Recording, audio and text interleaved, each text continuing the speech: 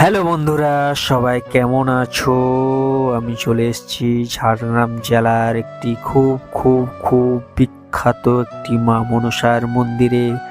এখানে মা ভূঁইধরণী নামে পরিচিত।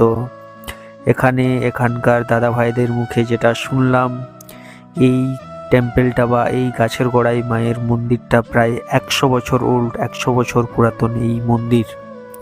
এখানে আসলে নাকি মা কাউকে খালি হাতে ফিরিয়ে দেননি। এখানে আসলে মনস্কামনা পূরণ হয়েই যায়। তো এটা কতটা সত্য বা কতটা মিথ্যা এখনো আমি নিজে ফল পাইনি, যেহেতু সেই জন্য আমি পুরোপুরিভাবে বলতে পারবো না। কিন্তু এখানে এসে স্বয়ং পুরোহিত মশাইয়ের সঙ্গে কথা বললাম বা আদার্স গ্রামবাসীদের সঙ্গে কথা বললাম যে না, এখানে আসলে কাউকে খালি হাতে ফিরে যেতে দেয় না মা। তো খুবই ভালো লাগলো এসে।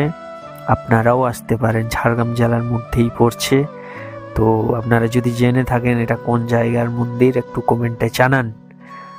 আর বাকি পার্ট 2 ভিডিওটা নিয়ে আসবো, টোটাল কোন দিক দিয়ে আসলে সুবিধা হবে, রাস্তাঘাট টোটাল।